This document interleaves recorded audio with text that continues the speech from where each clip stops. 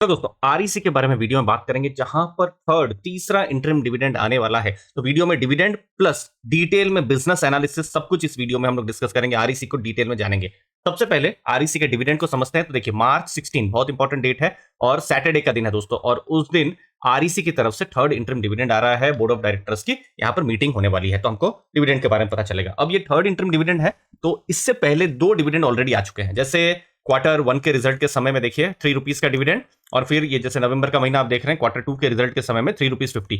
तो अभी का जो फाइनेंशियल ईयर है तो उसमें 6 रुपीज 50 पैसे का डिविडेंड ऑलरेडी आ चुका है, विथ अभी थर्ड इंटरिम डिविडेंड और एक्सपेक्टेशन एक और फाइनल डिविडेंड का भी रह सकता है। अब देखिए जैसे लास्ट ईयर को आप देखेंगे एक बोनस आया था और 3 बार डिविडेंड आया था आरईसी के द्वारा, देख सकते हैं आप 5 रुपीज, 3 रुपीज 25, 4 रुपीज 35 पैसा का। तो टोटल डिविडेंड उनका आया था 12 रुपीज 60 पैसा। बहुत इंपॉर्टेंट है 12 रुपीज 60 पैसा। अब शेयर प्राइस अभी कितना आरईसी का है 470 है।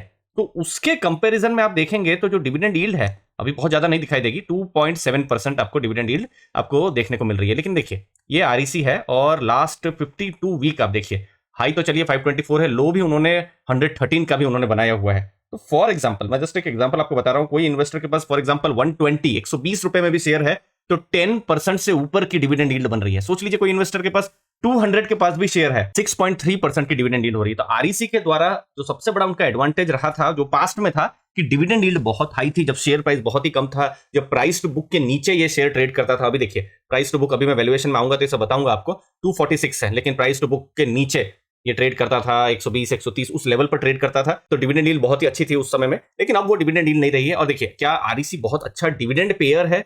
तो देखिए डिविडेंड यील्ड बहुत अच्छी थी तो आपको लग सकता है, लेकिन आपको मैं ये भी बता दूं, ये देखिए ये है रिजल्ट्स, और रिजल्ट्स में देखिए ये है dividend pay out ratio. PSUs generally 30% dividend pay out ratio तो उनका मिनिमम रहता है। लास्ट 3 इयर्स में तो उन्होंने 30% ही दिया है। मतलब फॉर एग्जांपल आरईसी से 100 रुपीज का प्रॉफिट करती है तो उसमें से वो 30 रुपीज ही डिविडेंड पे कर रही है। और अभी 9 महीनों का जो ईपीएस है वो अराउंड 38 रुपीज है। तो 38 रुपीज को अगर मैं 30% उसका मैं लेता हूं तो कम से कम 11.4 का तो अभी तक तो डिविडेंड मिनिमम यहां पर बन रहा है। प्लस क्वार्टर 4 के रिजल्ट आएंगे, हमको पता नहीं है क्वार्टर 4 के रिजल्ट में क्या फाइनल जो ईपीएस है वो रहेगा। ये देखिए जैसे रिजल्ट में पूरा लास्ट ईयर का बाहर कर रहा हूं तो देखिए 41.86 था, मतलब 42 का आप लीजिए ना ईपीएस, उसका 30% के आसपास डिविडेंड मिला था। अभी ऑलरेडी देखिए लगभग 38 का यहां पर है। अब ईयर एंड तक 45, 46, 50 की कुछ भी नंबर आ सकता है। फॉर एग्जांपल सोच लीजिए 50 का अगर ईपीएस आ जाता है फाइनल रिजल्ट के बाद में तो वो भी मिनिमम एटलीस्ट 15 रुपए के आसपास का डिविडेंड हो सकता है। अभी जैसे 38 का जो है डिविडेंड है, अभी चलिए अभी हमको तो पता नहीं है क्वार्टर 4 का जो रिजल्ट है क्या आएगा, लेकिन अगर 38 को भी हम देखें तो भी मिनिमम कुछ 11.4 के आसपास का डिविडेंड आ रहा है। बट यस ये तो मतलब इससे ज्यादा ही होने की उम्मीद रहेगी क्योंकि क्वार्टर 4 का भी रिजल्ट आएगा। हाँ अगर कोई मेजर कुछ शॉक ना आए तो फिर जो डिविडेंड है कुछ इसी रेंज के आसपास ही रहने की उम्मीद है। बाकी देखते हैं बोर्ड ऑफ डायरेक्टर्स क्या डिसाइड करते हैं। 30% या उससे ऊपर भी जाते हैं तो फिर तो और इंटरेस्टिंग हो जाएगा। बट ये आप डिविडेंड को ऐसे एनालाइज आप कर सकते हैं दोस्तों। तो ये कुछ इंपॉर्टेंट डिविडेंड से जुड़ी हुई चीजें रही। आरईसी अब है क्या, देखिए वो एक एनबीएफसी की तरह आप मान सकते हैं, जैसे लोन्स जो एनबीएफसी प्रोवाइड करती है। लेकिन देखिए ये हमको आपको लोन प्रोवाइड नहीं करती है, ये पावर सेक्टर, इंफ्रा, लॉजिस्टिक्स वहां से जुड़ी जो कंपनीज हैं उनको लोन प्रोवाइड करती है। और 18% लोन ग्रोथ उनका हुआ है। क्रेडिट रेटिंग उनका मजबूत है। और जो गवर्नमेंट के जो नोडल प्रोग्राम्स है, जैसे अभी गवर्नमेंट ऑफ इंडिया का एक बहुत बड़ा एक प्रोग्राम पर आप भी आजकल बहुत सुन रहे होंगे, 1 करोड़ घर में रूफटॉप सोलार का पहुंचाने का है, तो वो नोडल एजेंसी कौन है, आरईसी है। तो सौभाग्य स्कीम, तो पावर सेक्टर से जुड़ी बड़ी स्कीम का जो नोडल एजेंसी आरईसी आप देख सकते हैं दोस्तों। अब इंपॉर्टेंट चीजें वैल्यूएशन, बिजनेस अपडेट्स और पास्ट प्रॉब्लम्स को हम लोग आरईसी से रिलेटेड हम डिस्कस करेंगे। और वो डिस्कस करने से पहले दोस्तों आप हमारा जो टेलीग्राम ग्रुप है उसको ज्वाइन कर सकते हैं। Latest mutual fund portfolios February and के अपडेट होने ही वाले हैं दोस्तों। साथ में business analysis, personal finance, mutual fund, passive investment से रिलेटेड जो कंटेंट है यहां पर आते ही रहते हैं दोस्तों। लगभग 4400 की एक स्ट्रॉन्ग कम्युनिटी है, इंगेजिंग कम्युनिटी है, जहां पर हम डाउट क्लियर करते हैं, क्वेश्चन आंसर करते हैं रिलेटेड टू पर्सनल फाइनेंस और dividend income, passive income, business analysis को लेकर। मुझे उम्मीद है आपको वैल्यू मिलेगी। डिस्क्रिप्शन में मैंने लिंक को दिया हुआ है दोस्तों। अब बात करेंगे आरईसी के वैल्यूएशन की। वैल्यूएशन के हिसाब से देखिए सबसे पहले तो आपको मैं बुक वैल्यू दिखा दूं, कितना है, 246 का है।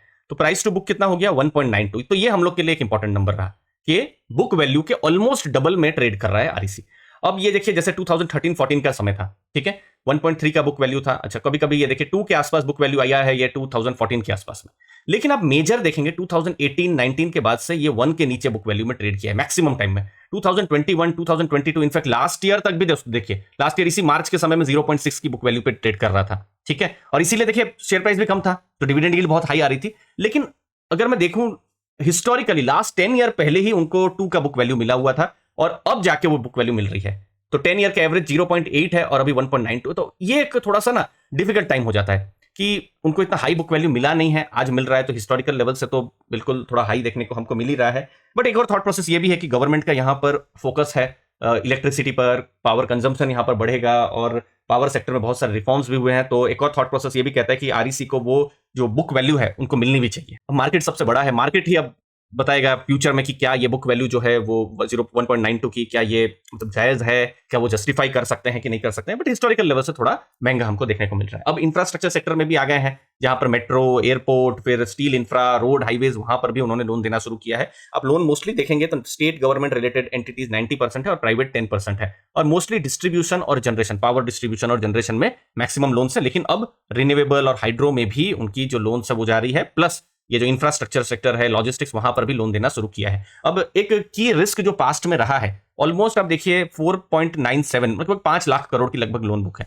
उसमें से लगभग 40% लोन बुक जो है थोड़ा कॉन्सेंट्रेटेड है सिर्फ 10 बोरोवर्स के पास में। अब देखिए ऐसा नहीं है कि 10 बोरोवर्स है, कॉन्सेंट्रेशन है तो बहुत रिस्क है।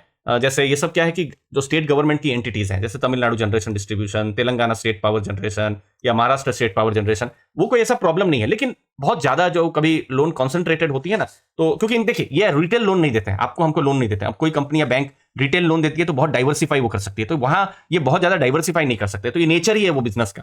बस यही है कि प्रेयर करना है कि भाई कल कोई इसमें एनपीए ना कर दे, और एनपीए एक बड़ा हो जाएगा, सोच लीजिए कोई भी एक एनपीए, तो वो 51,000 करोड़ की सबसे बड़ी बुक है और यहाँ पर नंबर 10 भी 13,000 करोड़ है, तो कोई भी अगर एनपीए हो जाता है तो फिर तो बहुत ही खराब हो जाएगा।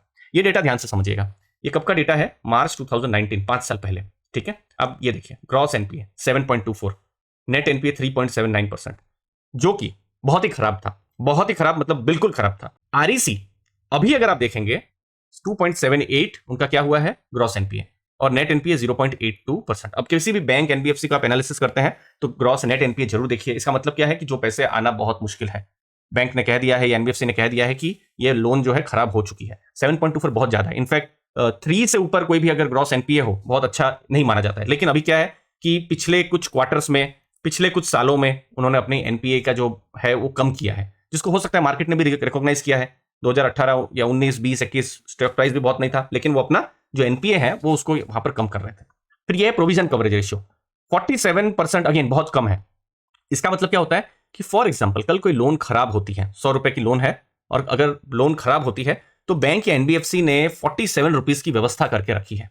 क्या ये अच्छा नंबर है? नहीं, ये आइडियली 70-75% से ऊपर हो तो अच्छा है। जैसे अभी देखिए दिसंबर 2023 में 70 का है, मतलब कल कोई लोन अगर खराब होती है तो आरईसी ने 70 रुपीज की अपना प्रोविजन करके रखा हुआ है। जैसे सोचते हैं ना, जैसे बहुत जब बारिश होने वाली होती है, आपको पता है कि भाई बारिश में तो अभी हम लोग के घर में ब्लिंकिट या फिर स्विगी, इंस्टामार्ट से भी खाना नहीं आ पाएगा, या फिर ग्रोसरी नहीं आ पाएगी, फिर हम लोग को बाहर भी सब दुकानें बंद होगी, तो आप क्या करते हैं 3-4 दिन का कुछ प्रोविजन घर में रखते हैं ना, तो कुछ वैसा ही है प्रोविजन का, कोई अपने से कुछ तैयारी करके रखे, कल कुछ लोन खराब होती है तो हम कुछ तैयारी करें। तो 47% से अब 70%, तो ये नंबर्स ये बता रहे हैं कि आरईसी की एसेट क्वालिटी अच्छी हुई है, प्रॉफिट्स उनके पिछले कुछ सालों में बढ़े हैं, तो ये सब कुछ पॉजिटिव चीजें हुई है। जैसे आप प्रॉफिट देखिए, ये 9 महीने के प्रॉफिट 8,054 करोड़ से बढ़कर 10,003 करोड़ यहां पर हो गए हैं। तो आरईसी को हमने पिछले 3-4 साल से देखा है कि किस तरीके से उनकी बुक टर्न अराउंड हुई है, और अब हम देख रहे हैं कि डिविडेंड यील्ड में इनफैक्ट अब कम हो गई है दोस्तों। तो एसेट क्वालिटी अच्छी हो रही है, लेकिन पास्ट में एनपीए का एक प्रॉब्लम रहा है, अभी अच्छा हो रहा है, लेकिन यही चीज को भी देखना है कि फिर से एनपीए बढ़ना ना शुरू हो जाए, वो एक चैलेंज रहेगा।